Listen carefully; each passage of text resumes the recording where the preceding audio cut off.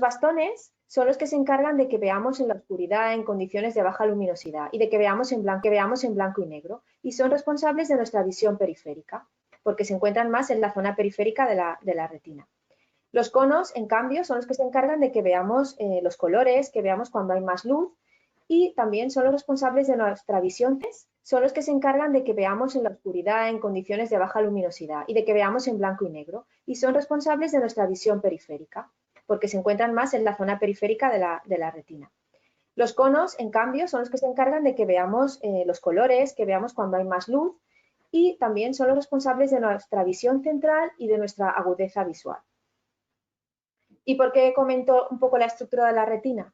Porque en base a eso es cómo van apareciendo los síntomas en las personas con distrofias hereditarias de retina de tipo retinosis pigmentaria. El defecto genético hace que los bastones se vayan muriendo. Como he comentado, que están en la periferia, ¿eso qué hace? Primero, que desaparezca, que haya una alteración de la visión nocturna, y luego que vaya perdiéndose la visión periférica. Cuando estos bastones se están muriendo por estas mutaciones genéticas que hay, se crea un ambiente que no es beneficioso en la retina, un ambiente hostil, y eso puede dar lugar a la muerte de los otros tipos de fotorreceptores, que son los conos. Y es por eso que después ocurre una alteración en la percepción de los colores y una pérdida paulatina de la visión central, porque los conos se encuentran más en la zona central de la retina. ¿Cuáles son las estrategias terapéuticas que existen hoy en día para el tratamiento de la retinosis pigmentaria? Pues podemos hacer tres cosas. Por un lado, la estrategia 1 sería disminuir la degeneración, intentar que la degeneración vaya lo más lenta posible. ¿Y esto cómo se consigue? Pues con terapias de neuroprotección. Son terapias farmacológicas. Se utilizan fármacos de distintos tipos que lo que van a intentar es preservar esas células fotorreceptoras en el mejor estado posible y en general toda la retina. Pero claro, estas terapias no van a curar la enfermedad porque el defecto genético sigue existiendo. Luego tenemos una segunda estrategia que sería parar la degeneración. Pararíamos la degeneración utilizando terapias de reemplazo. Aquí sí que estaríamos yendo directamente al problema. Tendríamos la terapia génica, que sería reemplazar el gen defectuoso o añadir un gen que funcionase bien, o podríamos hacer un trasplante retiniano o trasplante de células madre. Y la tercera estrategia ya sería en estadios más avanzados de esta enfermedad, que es cuando ya no nos quedan fotorreceptores en la retina porque ya se han ido muriendo, pero seguimos teniendo células viables en la retina que podemos hacer que funcionen como si fueran una especie de fotorreceptores. Esto es restaurar la actividad neuronal con circuitos de células de retina que quedan en ella. Aquí tenemos, por ejemplo, la optogenética o la estimulación eléctrica, que se insertan microelectrodos por debajo de la retina y se estimulan eléctricamente, porque al fin y al cabo la retina está formada por neuronas que se estimulan eléctricamente. Bien, el tipo de estrategia terapéutica que se vaya a utilizar o que se están ensayando depende bastante de en qué estadio se encuentre el paciente. No es lo mismo estar en un estadio inicial de ceguera nocturna que intermedio, que tenemos visión en túnel, o más avanzado cuando podemos llegar a perder la visión central. En el caso del tratamiento farmacológico, que es del que voy a hablar en esta charla, este tipo de tratamiento farmacológico puede ser utilizado durante todo el proceso de degeneración de la retina y no solo al principio, porque no solo está bien proteger a los fotorreceptores, sino que está bien proteger al resto de células de retina para que estén en buen estado por si luego más adelante podemos aplicar alguna de las terapias como terapia génica, celular o las prótesis de retina. Bien, como he comentado, nosotros en nuestro laboratorio lo que hacemos es centrarnos en distintos tipos de terapias farmacológicas. Hoy en concreto voy a hablar del estudio de los nutracépticos, que está centrado en modular el estrés oxidativo que podemos encontrar en la retina, pero también trabajamos bastante en modular el proceso inflamatorio que ocurre en la retina, tanto de los modelos animales que utilizamos como intentar extrapolarlo a los pacientes. Cuando ocurre tenemos aquí los fotorreceptores que tienen mutaciones y eso va a producir una alteración en las proteínas que se van a producir. Y eso, al final, lo que va a ocasionar es la muerte de este tipo de células que he dicho que son los bastones. Pues mientras estas células están muriendo, eso desencadena una serie de procesos en la retina que son, bueno, estas bolitas aquí de distintos colores serían, por un lado, sustancias beneficiosas que está produciendo distintos tipos de células de la retina para intentar ayudar o prevenir esa muerte que está ocurriendo, esa degeneración, pero luego también tenemos otras sustancias que lo que van a hacer es aumentar ese daño. Tendríamos factores inflamatorios, factores oxidantes que van a ser perjudiciales y por otro lado tendríamos factores neurotróficos o antiapoptóticos. La apoptosis es un tipo de muerte, unos factores que intentarían evitar la muerte. O sea, tenemos una mezcla de distintos factores positivos y negativos. Todos estos factores al final van a provocar, si la balanza va hacia los negativos, al final va a provocar la muerte de los conos y va a acabar con la pérdida de la visión central. Bien, ¿qué es el estrés oxidativo que estaba diciendo que puede haber? Bueno, pues nosotros, aquí hay una balanza y tenemos en un lado unas moléculas que se llaman radicales libres y en el otro lado tenemos unas moléculas que se llaman antioxidantes. Estos serían los malos, los radicales libres, y los antioxidantes en líneas generales serían los buenos, pero tampoco es exactamente así.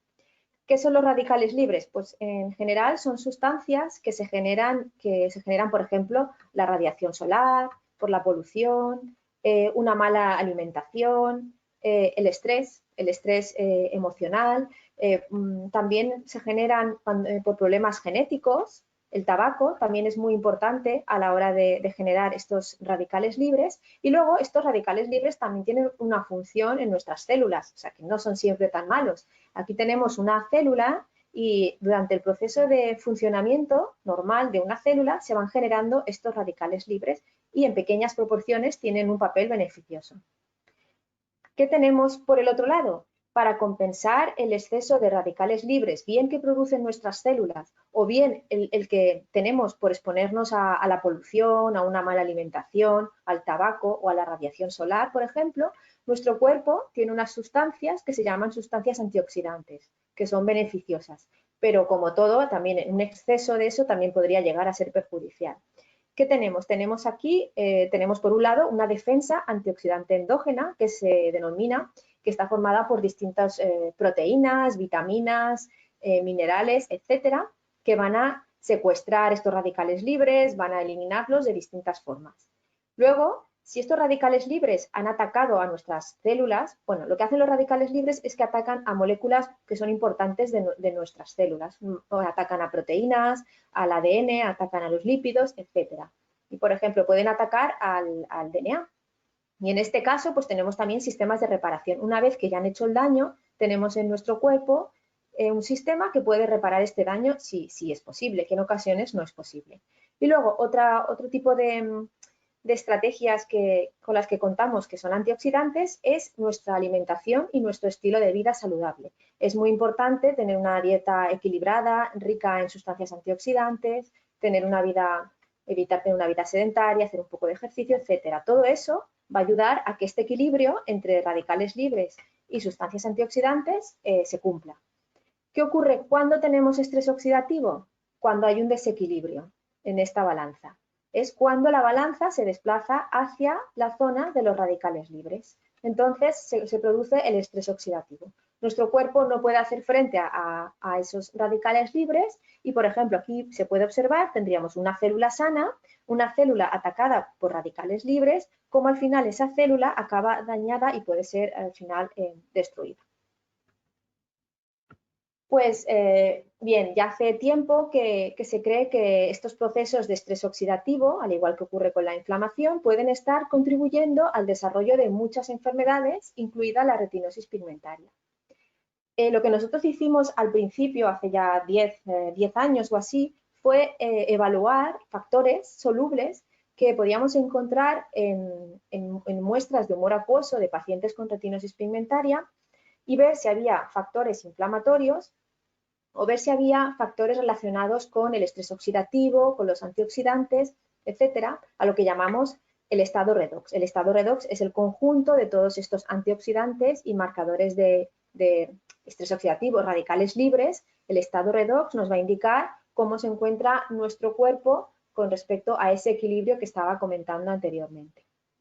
Pues bien, lo que hicimos fue evaluar en pacientes con retinosis pigmentaria y también en el modelo que utilizamos en el laboratorio, que es el modelo de ratón RD10, que tiene una mutación en un gen que es la subunidad beta del gen de la fosfodiesterasa 6.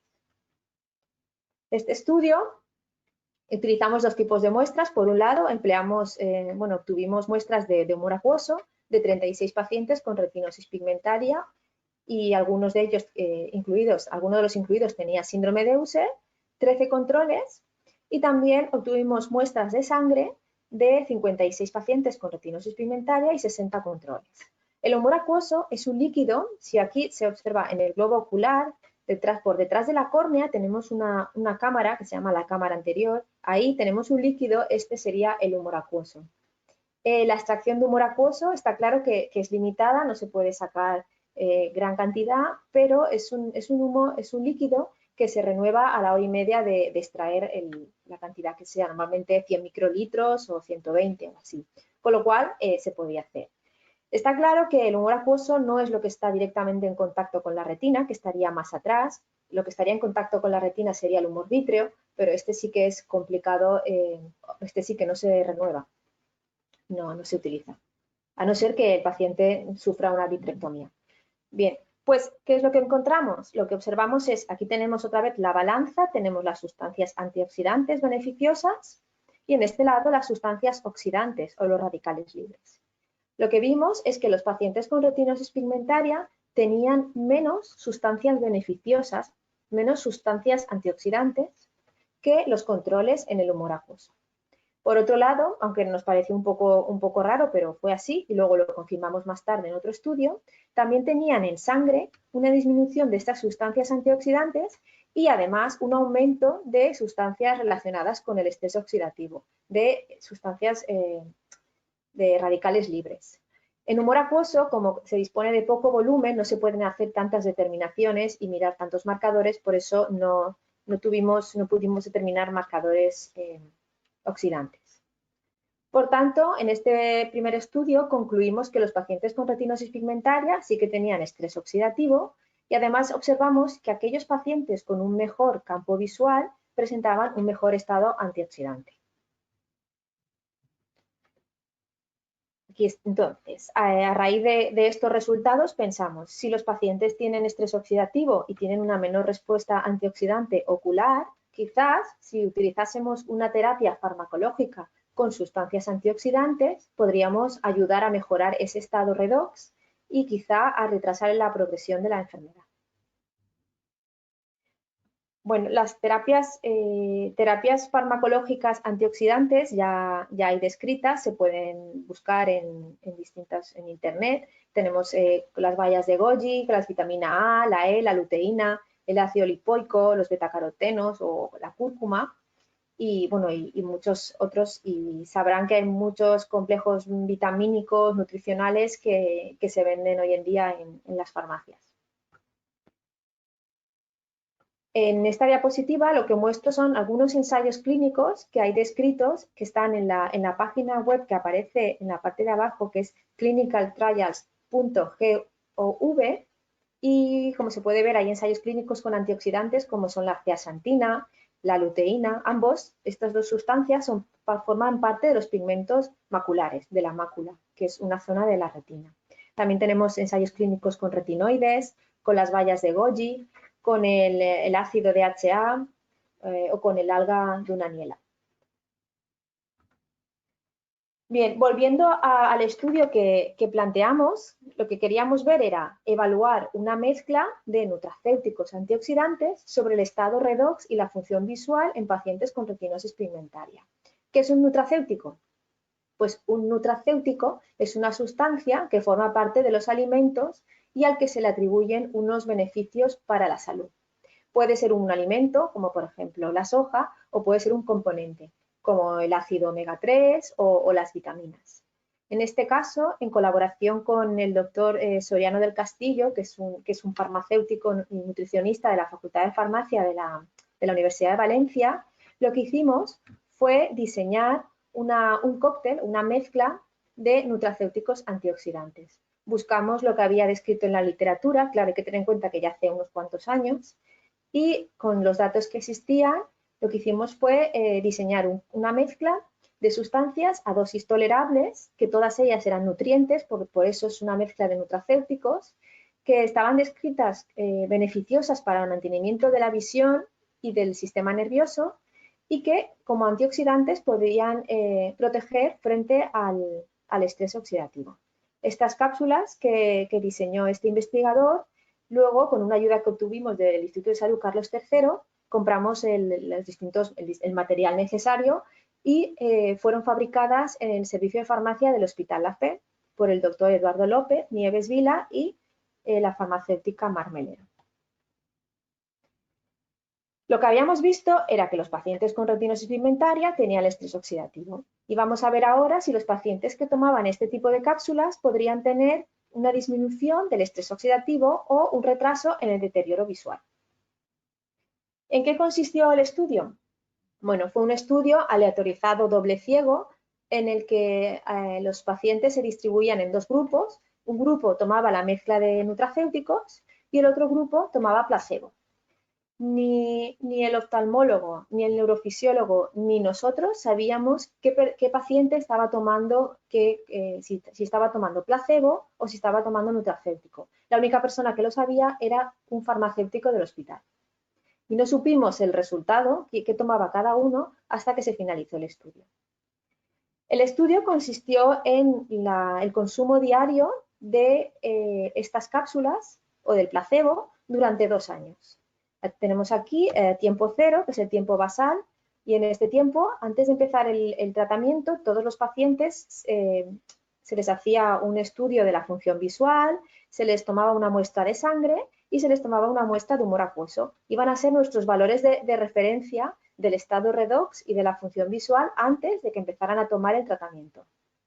A los 12 meses se repitieron algunas de esas pruebas y a los 2 años, al finalizar el estudio, se repitieron la extracción de sangre, de humor acuoso y las pruebas visuales. Las pruebas de la función visual se realizaron en el Hospital de Manises, en el servicio de oftalmología, dirigido por el doctor David Salom. Y también participó el doctor Emilio González, que era quien realizaba todas las pruebas electrofisiológicas. Con las muestras de sangre y las muestras de humor acuoso, nosotros nos encargamos de hacer las determinaciones de marcadores de estrés oxidativo y antioxidantes, es decir, de ver cómo estaba el estado redox en los pacientes. Aparte de determinar la función visual, que aparece aquí en verde, esto sería, hicimos la función visual, el electroretinograma, la tomografía óptica de coherencia óptica y el campo visual, evaluamos también el estado antioxidante nutricional de los pacientes. Es decir, estábamos viendo si los pacientes que tomaban nutracéuticos, eso podría mejorar su estado redox, pero les estamos dando nutracéuticos, que son nutrientes. No todas las personas se alimentan igual y el estado nutricional antioxidante, es decir, de los alimentos que cada uno consume, a lo mejor todos no consumimos los mismos antioxidantes en la dieta. Teníamos que tener en cuenta esta variable. En este caso, lo que hicimos fue, bueno, una nutricionista hizo su trabajo fin de máster en esto, que se llama Natalia Mejía, y lo que hizo fue hacer una serie de encuestas, se llama recordatorio de las 24 horas, llamaba a los pacientes y les preguntaba qué habían comido durante las 24 horas anteriores. Y eso lo hizo durante esos 2 años, pues varias veces. Y con eso, utilizando un programa que se llama Dial, ella podía saber pues, si las personas que estaban en el estudio tomaban o no una dieta rica en antioxidantes. Y el valor que determina cómo de antioxidante es tu alimentación, lo que tú consumes, se llama ORAC. Y lo que hacíamos era determinar este valor, ORAC. Aparte de determinar si tomaban más vitamina A, más vitamina C, selenio, zinc, etcétera. Distintas sustancias que son antioxidantes y que encontramos en la dieta. Como he dicho, hicimos también una evaluación del estado redox en el ojo y en la sangre y con todos los datos que obtuvimos lo que hicimos fue un análisis estadístico que lo hizo David Herbás en la FE y bueno, ahora aún está haciendo unos estudios que ahora ya no está allí, un análisis bastante robusto estadístico en el que teníamos en cuenta si los participantes eran hombre, mujer, la edad, por ejemplo, el consumo de tabaco, porque como he dicho anteriormente, el tabaco es un factor importante de estrés oxidativo, porque genera radicales libres. Al principio del estudio, aquí está el esquema de cómo fue. Primero teníamos una primera etapa, que es el reclutamiento. Teníamos elegibles, había 33 pacientes, 15 mujeres y 18 hombres. Antes de empezar la aleatorización, 2 de los pacientes decidieron no participar. Una vez que ya se había asignado a cada paciente a qué grupo iba a pertenecer, si iba a tomar placebo o iba a tomar nutracéutico, teníamos 31 pacientes. 15 fueron al grupo 1, en este caso eran los que iban a tomar nutracéutico, y 16 iban a ir al grupo placebo. Aquí pone si eran, había más o menos, intentamos distribuir para que hubiese más o menos el mismo número de hombres y mujeres en ambos grupos.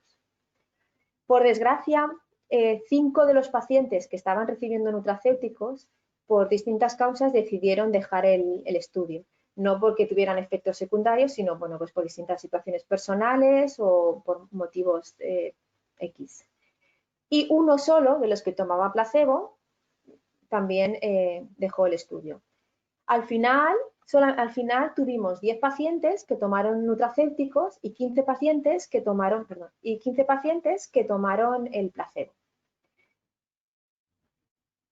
Los pacientes, primero, para entrar en el estudio, primero iban al oftalmólogo, les miraba si cumplían los criterios de inclusión y hacía la toma la toma de muestra de sangre, de humor acuoso y las pruebas visuales. Y estos eran nuestros datos basales.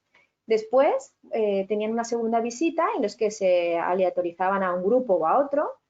A los 12 meses los pacientes volvían al hospital para hacerles otra vez la toma de muestra y ver cómo se encontraba su función visual. Y a los 2 años volvían otra vez para la obtención final de muestra y evaluación final de la visión. Y finalmente, bueno, el análisis, que ya era una cosa que teníamos que hacer nosotros, las determinaciones bioquímicas y, por último, el análisis estadístico.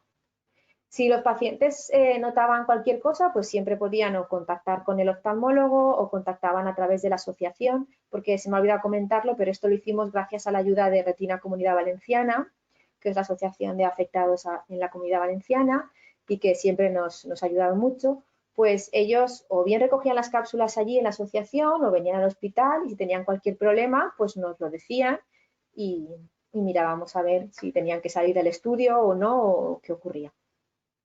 Aquí debo decir que es muy importante la adhesión al tratamiento y aquí pues a veces no hubo una adhesión al tratamiento muy adecuada, con lo cual quizá habríamos obtenido resultados más concluyentes si hubiese habido una mayor adhesión, un mayor seguimiento del tratamiento. Aquí tenemos los resultados y bueno, primero como se observa aquí, esto sería tiempo cero, los resultados a tiempo cero, es decir, basales antes de comenzar el estudio y vamos a ver cómo estaba el estado redox ocular en esos pacientes. En esta primera gráfica de aquí, lo que aparecen son unas barritas en negro y en blanco, es controles, los negros son controles y los blancos son los pacientes. Y bueno, miramos 1, 2, 3, 4 marcadores, que indicaban el estado antioxidante, o sea, 4 marcadores que serían beneficiosos, que por eso pone aquí una cara contenta. Y de estos 4 marcadores beneficiosos antioxidantes, observamos que 3 de ellos, que están aquí señalados con una flechita roja, en 3 de ellos los pacientes tenían disminuidos estos marcadores, es decir, de 4 marcadores antioxidantes, 3 estaban disminuidos basalmente en los pacientes. En el otro lado, aquí en la misma gráfica, o lo que observamos, aquí que aparece esta cara que está así gruñona, esto sería un marcador de estrés oxidativo perjudicial y vimos que solamente pudimos medir uno. Lo que observamos es que los pacientes con retinosis pigmentaria tenían muy aumentado este marcador de estrés oxidativo. Es decir, había una alteración en el estado redox ocular con un aumento de oxidantes y una disminución de estas sustancias beneficiosas antioxidantes. Por lo tanto, confirmamos con el estudio anterior, aquí habíamos incluido más marcadores, confirmamos que había un estrés ocular en los pacientes antes de comenzar el estudio. A los 2 años volvimos a medir estos marcadores y miramos a ver qué había ocurrido tras el tratamiento. En el gráfico de la izquierda tenemos las dos primeras barras, el negro es el control y el blanco es el paciente antes de empezar el tratamiento. Y vemos cómo esto es un marcador de estrés oxidativo. El marcador de estrés oxidativo que había comentado en la diapositiva anterior que estaba muy aumentado, aquí se ve que está muy aumentado basalmente con respecto a un control, pero luego tenemos los dos grupos que han recibido tratamiento. El grupo que recibió nutracéuticos, que en esta diapositiva está en verde, y el grupo que recibió placebo, que en esta diapositiva está en rojo. ¿Qué es lo que observamos? Que el marcador de estrés oxidativo en aquellos que tomaron nutracéuticos disminuye significativamente, mientras que aquellos que tomaron placebo siguen teniendo unos niveles elevados de ese marcador de estrés oxidativo en el humor acuoso. De los 4 marcadores antioxidantes que he comentado que vimos y que 3 de ellos estaban muy disminuidos, solamente hemos encontrado que uno de los marcadores antioxidantes parece estar mejor en los que han tomado nutracéutico que en los que han tomado placebo. En este caso, que es en la diapositiva, la imagen de la derecha, vemos que los que han tomado nutracéutico, la bajada de esta sustancia antioxidante es un poco menor que en aquellos que han tomado placebo. O sea, baja un poco menos el antioxidante en los que han tomado nutracéutico con respecto a lo que han tomado placebo. Por tanto, parece que esta mezcla de nutracéuticos a los 2 años reduce el aumento del marcador de estrés oxidativo y puede evitar esa disminución de antioxidante, es decir, puede mejorar el estado redox ocular.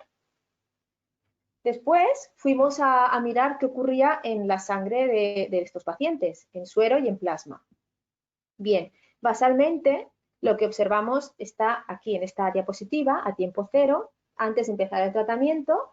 En la parte de arriba está el gráfico que muestra los antioxidantes que miramos. En este caso, es que se me va esto, perdón. Vale. En este caso hicimos 1, 2, 3, 4. Determinamos 4 marcadores también antioxidantes y observamos que 2 de ellos estaban más bajitos en los pacientes con retinosis pigmentaria que en los controles. Y en cuanto a los marcadores de estrés oxidativo, en este caso, en lugar de un solo marcador, como hicimos en el humor acuoso, pudimos determinar 3 y vimos que uno de ellos estaba aumentado. Por tanto, en la sangre sigue habiendo un estado redox basal alterado también, como habíamos visto inicialmente en otros estudios. Tenemos más marcador oxidante que antioxidante, que sería el beneficioso. ¿Qué ocurre a los 24 meses de tratamiento? Pues no vemos que los nutracéuticos afecten a esos marcadores redox que hemos incluido en el estudio. Podría ser que afectase a otros o podría ser que no tuviese efecto. Finalmente, por un lado, queríamos ver el estado redox ocular y en sangre. Y en segundo lugar, bueno, y que es casi más importante, queríamos ver cómo estos nutracéuticos podrían ayudar o no a la función visual, a que se retrase el deterioro o que se paralice un poco.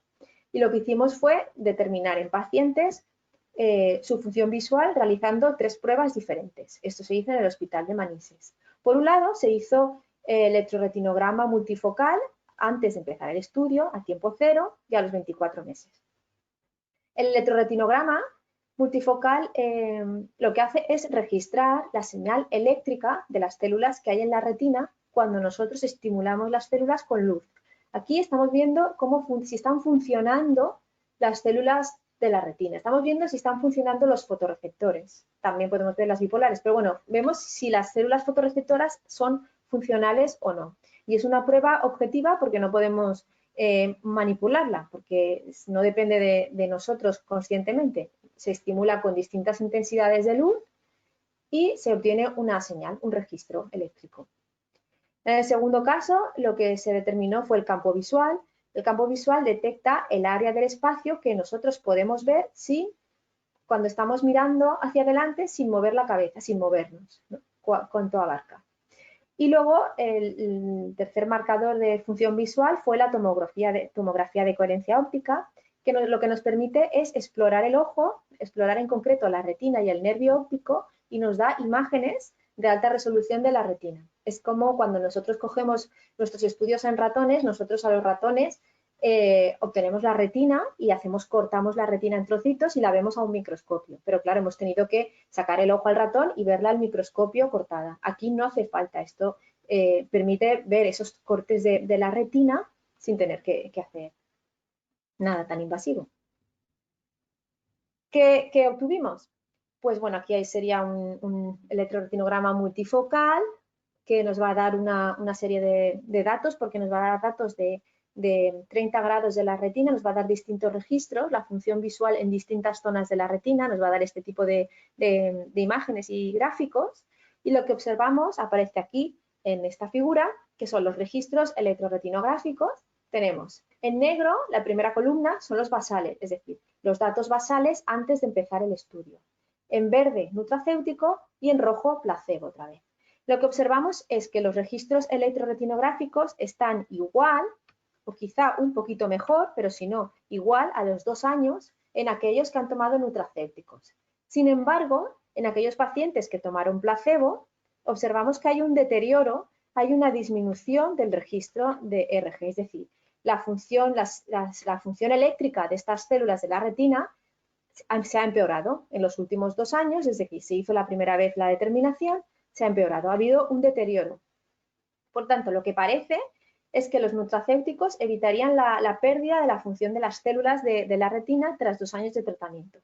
En este gráfico de aquí es lo mismo, el mismo resultado, pero representado de manera diferente para que se vea que, bueno, los registros están en verde, están o igual que al principio o un poco más altos, pero los que han tomado placebo significativamente están más bajos que hacía 2 años en el basal, antes del tratamiento. Cuando analizamos el campo visual por campimetría o la OCT, no observamos efectos significativos del tratamiento, no observamos diferencias entre aquellos que habían tomado nutracéuticos y los que habían tomado placebo. Este estudio, que bueno, lo terminamos, hicimos el análisis estadístico y estamos en proceso estamos en la escritura del artículo para ver si lo publicamos. Pues aparte de este estudio, lo que hicimos fue en paralelo utilizar nuestro modelo de ratón con retinosis pigmentaria, el ratón RD10, y administrarle también estos nutracéuticos y evaluar en estos ratones, en estas retinas, cómo afecta al proceso de degeneración de la retina, cómo afecta al estrés oxidativo, a la inflamación o incluso a la visión de estos ratones. En este caso, a los ratones les damos todos los días unas gotitas bueno, el equivalente, les damos el equivalente de lo que toma una persona a ellos, de esta mezcla de nutracéuticos, y después empezamos cuando tienen 9 días y les vamos dando esto hasta el día 18, 20 o 23. Este estudio aún no lo hemos terminado, está en marcha y bueno, esperemos que nos ayude un poco a entender lo que ha ocurrido cuando se toman este tipo de sustancias nutracéuticas antioxidantes. Por tanto, este estudio, que podemos considerar piloto porque, bueno, por desgracia al final solo tuvimos 10 pacientes que tomaron nutracéutico y 15 placebo, lo que podría decir es que la mezcla de nutracéuticos antioxidantes restaura parcialmente el estado redox ocular, disminuyendo la formación de un marcador de estrés oxidativo y evitando que uno antioxidante se pierda tan rápidamente como ocurre en los que toman placebo. Por otro lado, podría retrasar el deterioro de la función visual porque hemos visto que los registros de electroretinograma de aquellos que tomaron nutracéutico es igual o incluso sí, al menos es igual que a los 2 años antes, mientras que los que han tomado placebo sigue deteriorándose la función de las células de la retina. En cualquier caso, creemos que es necesario realizar un estudio con mayor número de pacientes y entre nuestro objetivo, uno de nuestros objetivos inmediatos es poder encontrar una farmacéutica o una empresa que se dedique a la fabricación de sustancias nutracéuticas para que pueda fabricar esta mezcla de nutracéuticos, ya que anteriormente lo hacíamos porque teníamos financiación para ello, pero el proyecto acabó y claro, ya tendríamos que buscar otro método, otra forma para poder conseguir estas cápsulas y hacer un estudio más amplio. Y nada, quería finalizar agradeciendo sobre todo pues, a los pacientes con retinosis pigmentaria de Retina Comunidad Valenciana por la enorme paciencia que han tenido y por su participación, al grupo, a mi grupo, a Lorena Olivares, que leyó la tesis hace 2 semanas, que está aquí, a Cristina Martínez, que también hizo conmigo la tesis, que ahora está en Oxford, lleva ya varios años en Oxford, a Isabel Campillo, que es ayudante de investigación, y a Seila, que empieza la tesis ahora, a mi antiguo grupo de biomedicina molecular, celular y genómica del doctor José María Millán, a la unidad mixta de endocrinología, nutrición y dietética de la FE, pues aquí está el doctor José Miguel Soriano, que diseñó las cápsulas, al servicio de farmacia del hospital, por supuesto al servicio de oftalmología del Hospital de Manises, al doctor David Salom y Emilio González, por siempre estar ahí ayudando a todo este tipo de trabajos con pacientes, y a David Herbás por el análisis estadístico. Y por supuesto, pues a todos aquellos que nos financian económicamente para